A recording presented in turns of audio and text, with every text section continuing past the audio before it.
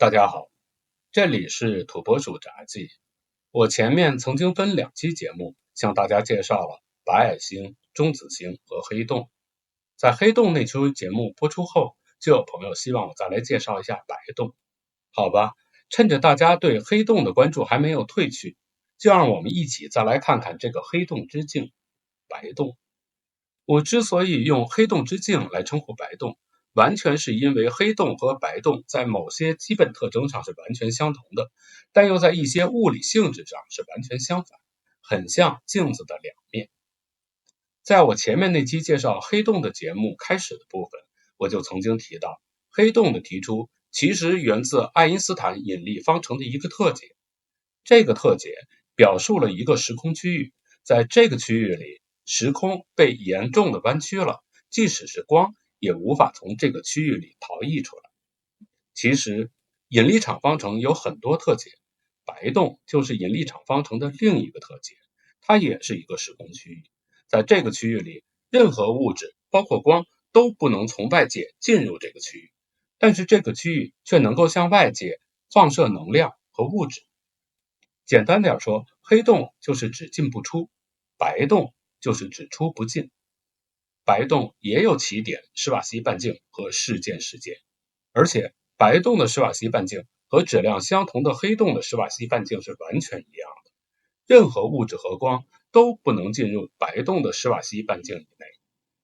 本来白洞和黑洞都只是一种猜想，但是人们现在已经在现实的宇宙中观测到了大量的黑洞存在的证据，这些证据也得到了广泛的认可，因此现在绝大多数人都认可了黑洞的存在。但是人们却很少观测到白洞存在的证据，即使这些数量有限的证据也很少被人承认，因此白洞在现实中是否存在还有待于做进一步的验证。2006年6月14日 NASA 的雨燕卫星突然观测到一次持续时间长达102秒的伽马射线暴。这个伽马射线暴来自距离我们16亿光年的印第安星座。在一般情况下，这种长伽马射线暴意味着有超新星爆发，但当地面上主要的大型天文望远镜都把观测方向指向印第安星座的时候，却没有在该星座发现任何超新星爆发的迹象。如果没有超新星爆发，又是什么引发了这场伽马射线暴呢？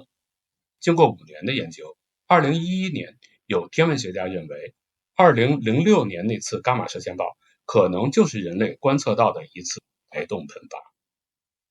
要说人们对白洞的认识，还得从发现类星体开始。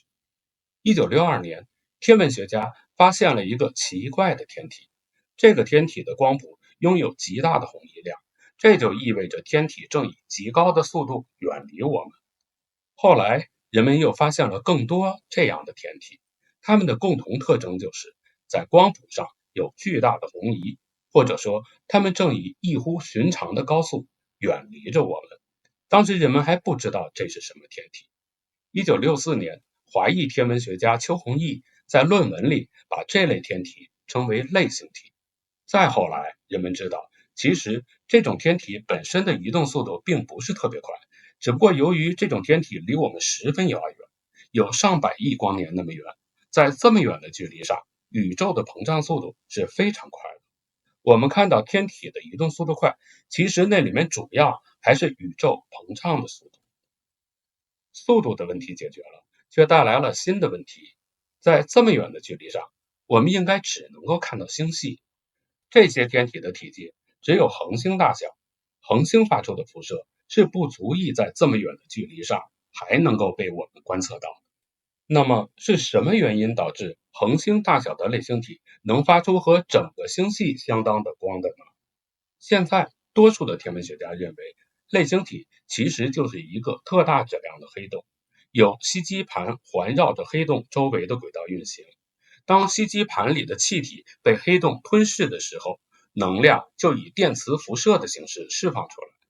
事实上，类星体在可见光区的辐射功率是普通星系的几百甚至上千倍，而射电功率更是比普通星系大上百万倍。按照这个观点，类星体就是超大质量的黑洞吞噬物质时产生的现象。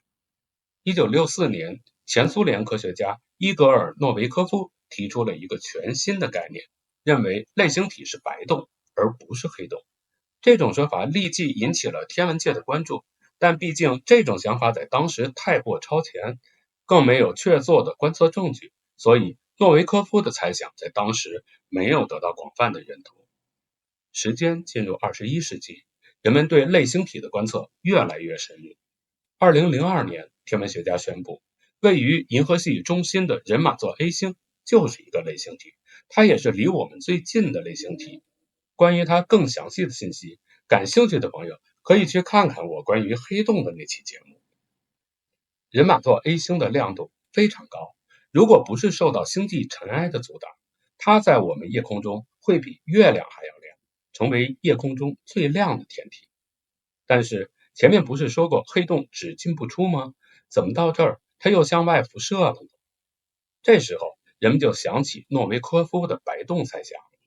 类星体会不会就是白洞？因为类星体已经具有了白洞的典型特征，向外喷射物质。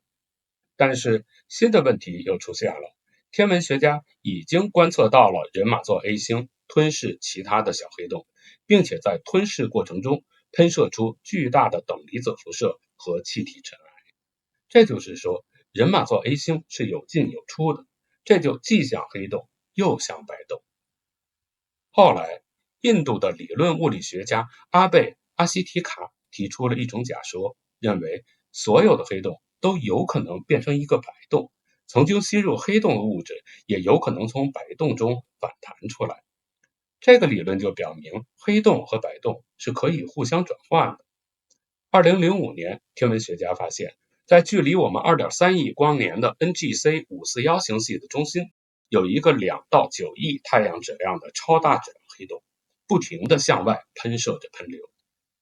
大家现在在屏幕上看到屏幕的左上方2个橙色的亮点的旁边，就是那个隐藏的黑洞。在黑洞右下方有一个明可夫斯基矮星系，这个矮星系里有数量众多的新生恒星。NGC 541黑洞的喷流很可能就是这些新生恒星诞生的原因。看到这儿，可能就会有朋友问，喷出的物质都能产生恒星了，这到底是黑洞还是白洞啊？要说明这个问题，我们就得来聊聊黑洞、白洞和宇宙的关系了。1916年，奥地利物理学家路德维希·弗拉姆在研究施瓦西对引力场方程的解的时候，就曾经提出，这个解描述了2个不同的时空区域可以由一个时空管道进行连接。1935年，爱因斯坦和他的同事纳森·罗森利用广义相对论进一步探索了弗拉姆的理论，他们俩一起提出了连接2个不同的时空点的桥梁的概念，也就是爱因斯坦罗森桥。1957年，物理学家惠勒首次用虫洞来称呼这一时空桥，这个惠勒就是那个和爱德华·弗里德曼一起提出黑洞这个名词的约翰·惠勒。虫洞是在广义相对论里容许存在的一种特殊结构，它可以把时空中的2个点直接连起来，而不管这2个点在空间距离或者时间间隔上相距有多远。简单的说，虫洞就是连接宇宙遥远区域间的时空管道。利用虫洞，我们就可以在较短的时间内完成远距离的空间旅行，或者进行时间旅行。在当时，人们还没有黑洞和白洞的概念，但是当这2个概念被提出来以后，人们恍然大悟，黑洞和白洞其实就是虫洞的入口和出口，而黑洞和白洞的起点到了虫洞里就变成了施瓦西侯。就这样，黑洞在一个时空区域吸入物体，白洞在另一个时空区域喷出辐射，一切似乎达到了一个新的平衡。接下来的部分就属于我开脑洞的部分了。看到这儿的朋友可能会问，我们能否利用虫洞进入到其他的时空区域呢？我想以现在的技术想实现这一点恐怕还是挺难的，因为黑洞其实就是一个粉碎机，所有物质在进入黑洞之后都会在起点被粉碎，然后再从白洞喷出来。我们当然不希望被粉碎，我们希望的是开着飞船穿越虫洞，完整的进入另一个时空区域。不过这也不是完全不可能。大家还记得我在上期关于黑洞的节目里，在介绍黑洞分类的时候提到的克尔黑洞和克尔纽曼黑洞吗？这两种黑洞都没有起点，取代起点的是奇环。有了这个奇环，就使我们有可能在穿过黑洞的时候不必经过起点，也就不会被粉碎了。如果我的这个设想真的能够实现，也许有一天，当我们停留在虫洞里的时候，看到的就是电影《星际穿越》里父亲向女儿发送信息时的情景。